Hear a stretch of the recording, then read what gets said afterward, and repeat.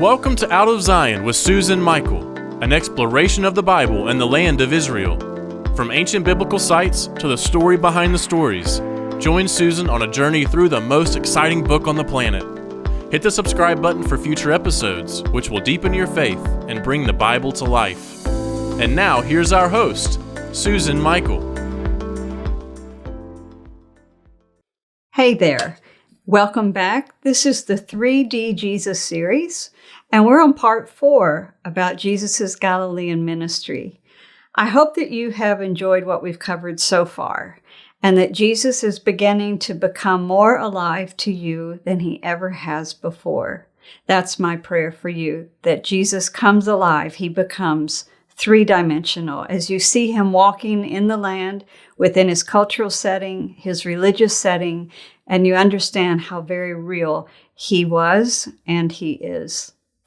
So Jesus's childhood is over now, and we're entering his adult life and his ministry. And so his ministry begins with being baptized by John the Baptist at the River Jordan.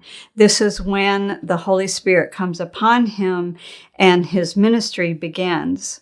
The first miracle recorded by Jesus is the famous one about the wedding of Cana, where he goes with his disciples and his mother says that they are running out of wine. Weddings at the time were often a multi-day event, sometimes as many as 7 days, and the guests have to be fed.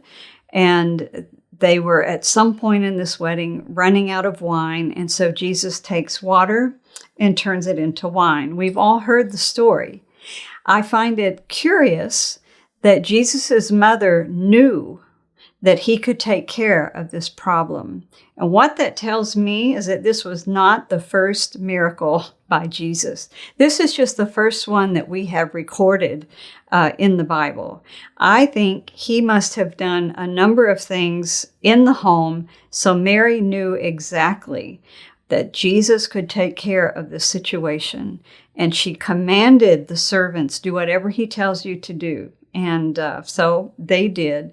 And Jesus performed this miracle. There's been many sermons preached on the meaning of the miracle, and I'm not going to take time to do that. After this story, then, we see Jesus migrates away from Nazareth to the Sea of Galilee area. The Sea of Galilee is actually not a sea, it's a large lake. But in Hebrew, it's called a sea. And it's about 13 miles long and about 8 miles wide. It's actually shaped in the shape of a harp. And so in Hebrew, it's known as Kinneret, which is a harp. So it's the Sea of Kinneret. It is referred to it as that at least one time in the Gospels. The Sea of Galilee at the northwest corner of the Sea of Galilee is where most of Jesus' ministry took place. They call it the evangelical triangle because it's in that area where so many of the stories that we read about in the Gospels take place. It happens to be up in that northwest corner. There are 7 hot springs that are taking warm water into the Sea of Galilee.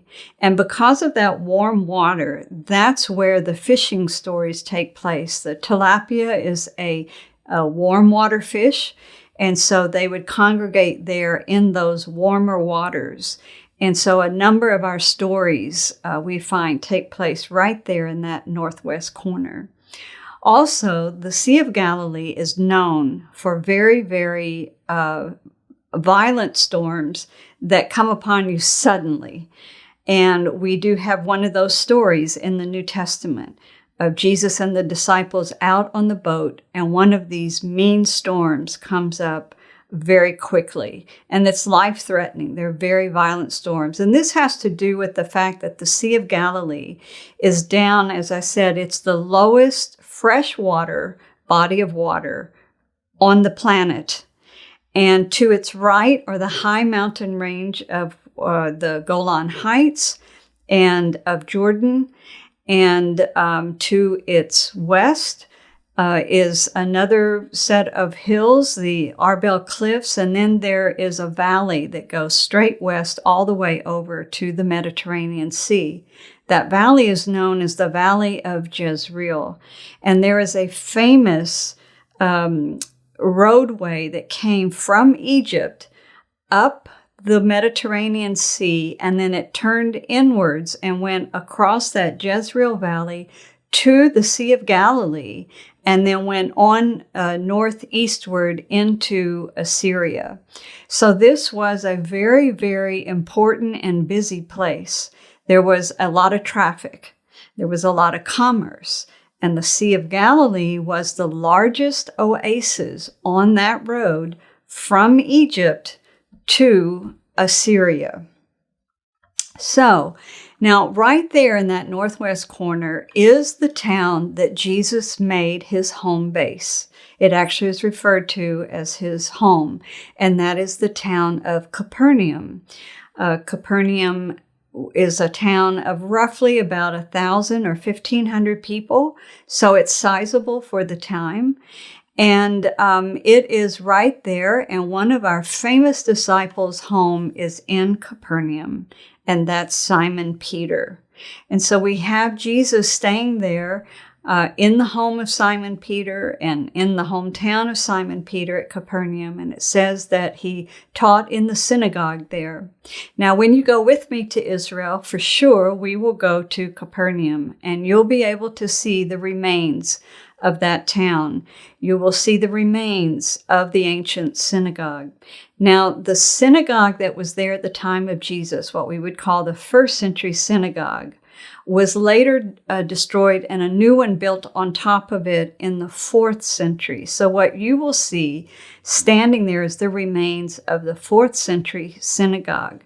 But you can look down at the base of that synagogue and you'll see the dark basalt stone that you know is from the 1st century. It's the foundations of that 1st century synagogue that Jesus would have stood in and taught in. Right in front of that synagogue and not too far away is the remains of a housing division. Homes then were very close, and in a way it was kind of a communal living situation. Families lived very close to each other. It's not like today here in the United States.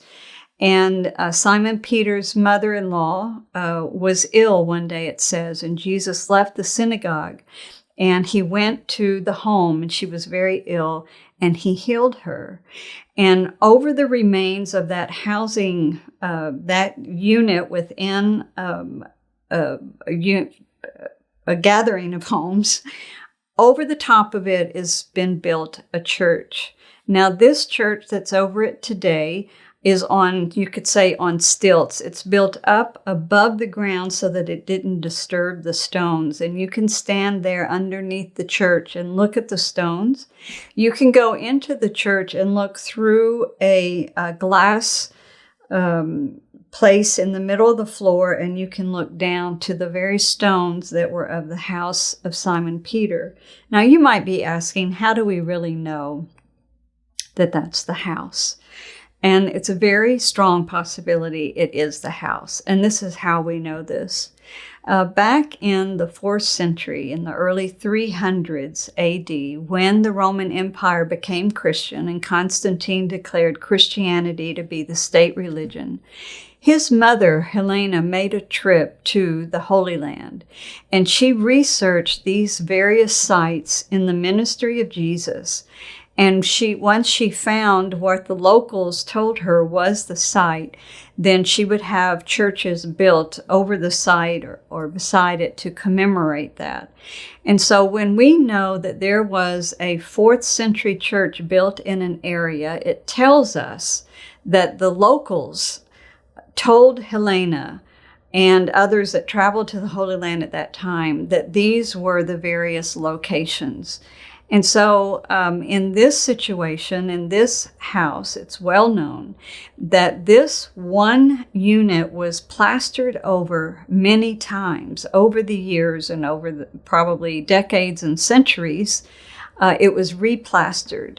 And there was Christian graffiti underneath some of these layers of plaster where you saw the name Yeshua, or you saw the name of Peter. And you saw certain graffiti that you knew it was a place of prayer and of worship. And you could tell that it had been preserved. So for instance, it wasn't just renovated, it was actually preserved in the condition that it was in the first century. So this is a very good indication that this was known to be the home of Simon Peter. Now today when you look at it, it's very hard to tell anything. It's the stone floor basically, and a few other stones, and you have to take the word of the archaeologists as in terms of what was found there and what it would have looked like when it was actually built with walls and a roof over it. But that is Capernaum, and that's where we know that Jesus spent a lot of his time. A lot of the stories took place there.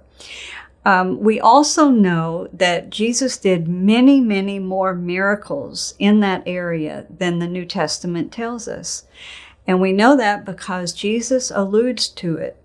In one scripture in Matthew 11, he said that if the pagan cities of Tyre and Sidon, which are today in Lebanon, at that point right north of Israel, he said, if Tyre and Sidon had seen the works, the mighty works that had been done, not only in Capernaum, but in Bethsaida and in Chorazin, the people would have repented long ago, he said. And so he's saying that so many miracles were done in these three cities, and yet they still didn't repent. They still didn't follow him. And it's interesting to see that those three cities today lay in ruins. They were destroyed by an earthquake, probably in the early 4th century, late 4th century. There was another earthquake in the 8th century. They were destroyed and never inhabited again. But we know from this that there were many miracles done in Chorazin and Bethsaida, and yet we don't have them recorded in the New Testament. So the New Testament tells us what we need to know, but my point is this, that we shouldn't just be limited to it and understand that so much more took place. And Mark said at the end of his gospel, he said, if I were to have written everything that Jesus said and did, it would have taken so many more books to record it all. But we're so grateful for what we do know and what we do have recorded. Now, from Capernaum right up the hillside, there is a story where Jesus retreated away up the hillside. And then he, from there, gave the Sermon on the Mount, or the famous sermon called the Beatitudes, where he went through and gave the 10 Beatitudes. Now, what I want to point out to you, I don't have time today to give you all these teachings of what Jesus taught and what he did. What I'm wanting to do is give you the setting and to understand how accurate the portrayal is of what Jesus said and did. Here on this hillside, in this area, we have this unique formation of a hill that's shaped like what I would call a theater. It's like a 180-degree incline in the hillside. And the hill is made of basalt stone that it amplifies what is said. So it's been tested and it's been proven. You can stand midway up that hill or all the way up that hill and speak, and you can be heard all the way down at the bottom of the hill, standing on the shore of the Sea of Galilee. And if the wind is blowing in the other direction, you can stand on the shores of the Sea of Galilee, and you can be heard at the top of the hill because of the unique shape there and because of the basalt stone that acts as the amplification. It's as though the earth itself had been prepared for the ministry of Jesus. And from there, he gave this famous Sermon on the Mount. In that area, he also fed the 5,000. And yes, they could have fit in that area and they could have heard him.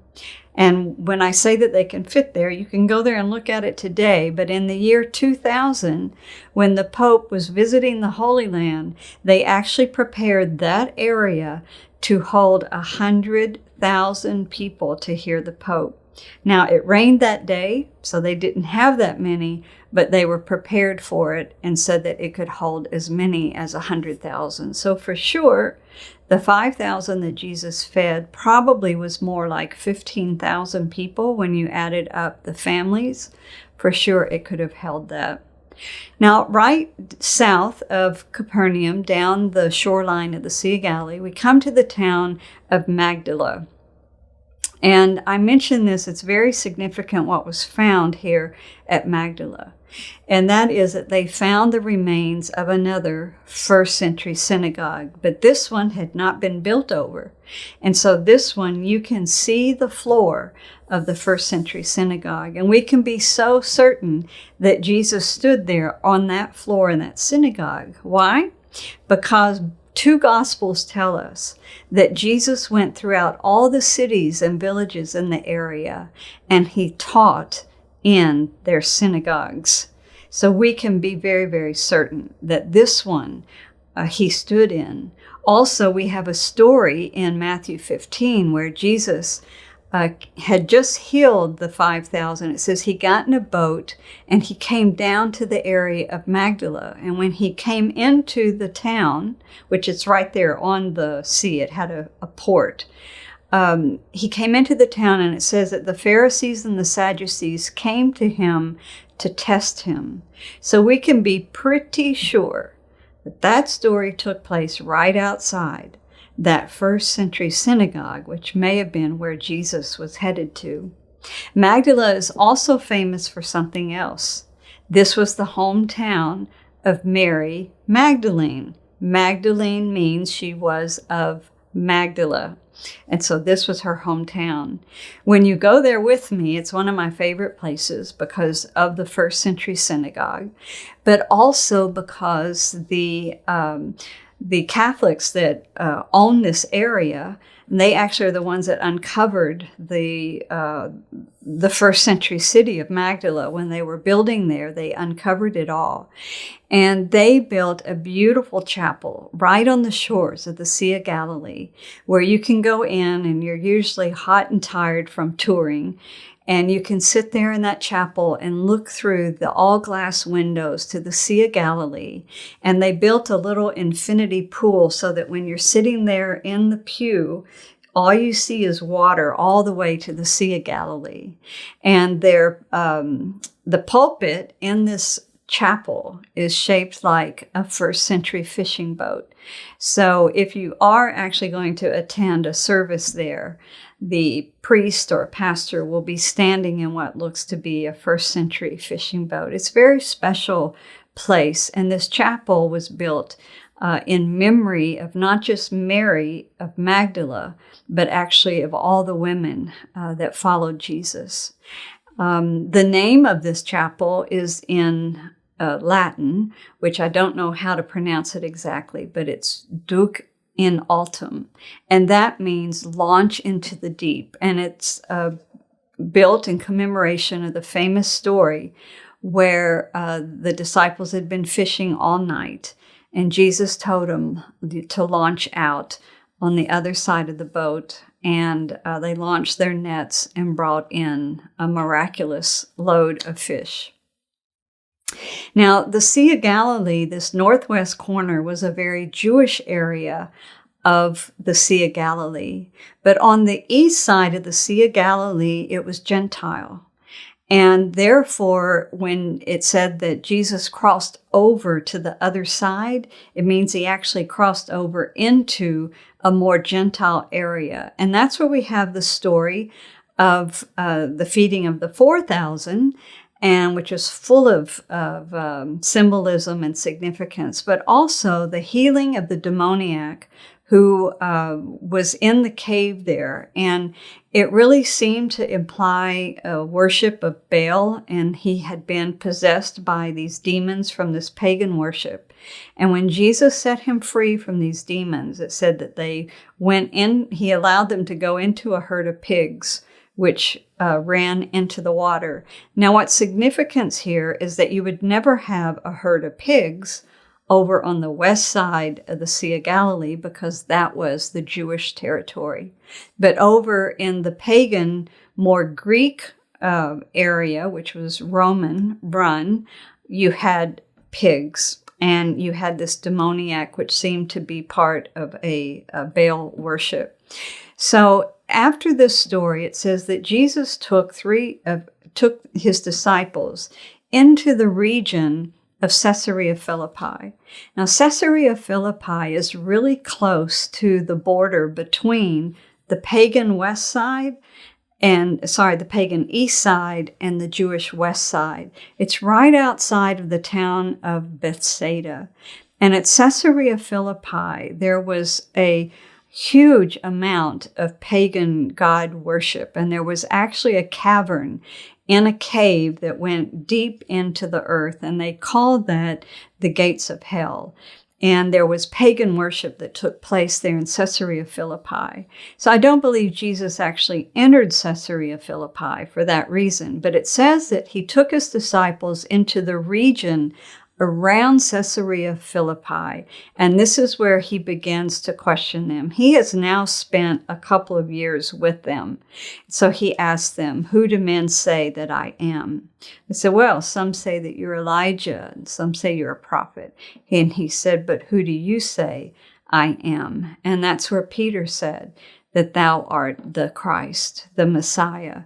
This is a very, very significant story in our whole story of Jesus. It's as though he gave them time to get to know him, to hear him, to witness the miracles, to follow him closely as a disciple would. You know, Jesus gathering disciples around him was very, very common at the time. There were other rabbis that had disciples following them, but this rabbi was different. He not only did miracles, and miracles that no one had seen before, but he taught with authority, and they had never heard a rabbi speak and teach the way Jesus did. So now comes the point. He asked his disciples, "Who do you say that I am?" And Peter says, "Thou art the Christ, the Messiah." And he tells them not to tell anyone.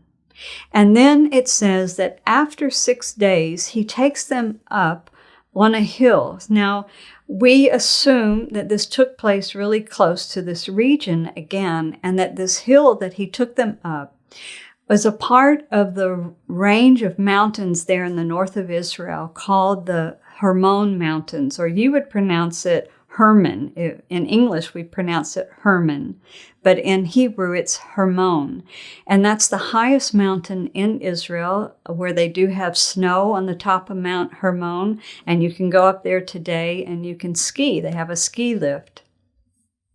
But it's a part of a whole range, and there are lower hills that come down to eventually this area around the Sea of Galilee. And so we think that Jesus took his disciples up on one of those hills. It's a very, very interesting story, and it's highly significant. It says that after 6 days, that Jesus and 3 of the disciples climbed up the high mountain. Well, the high mountain, that would be Mount Hermon.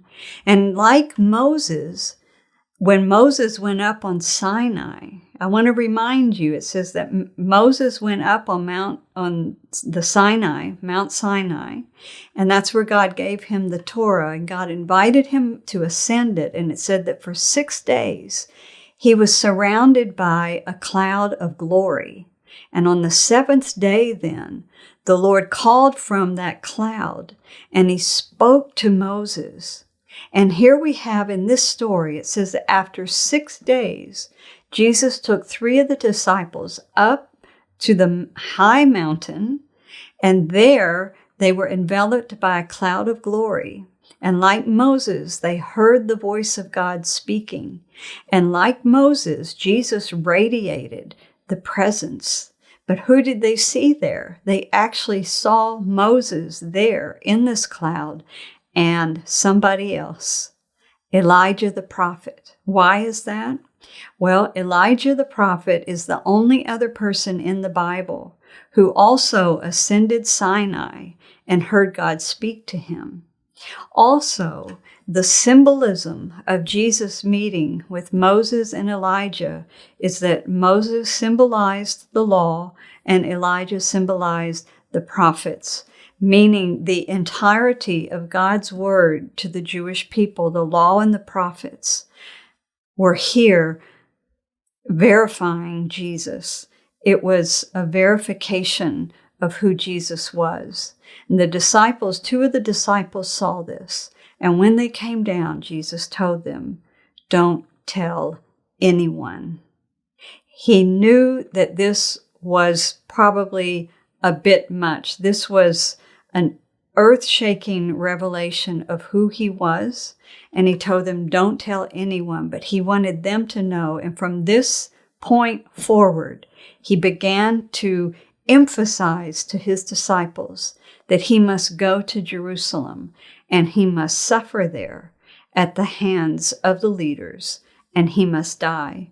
They maybe didn't understand what he was telling them, but he told them over and over. And then soon after this, he leaves for Jerusalem. Next time when we're together, we're going to talk about his time in Jerusalem. But this brings today to an end of understanding the Galilee ministry where Jesus revealed who he was to his followers. And then he said, now is the time. I must go to Jerusalem. So I'll see you back here next time. We'll talk about Jesus in Jerusalem. And until then, God bless. We hope you have enjoyed this episode of Out of Zion with Susan Michael. Be sure to subscribe to Out of Zion now on Apple Podcasts, cpnshows.com, YouTube, or wherever you like to listen and learn. Out of Zion with Susan Michael is a production of ICEJ USA, all rights reserved.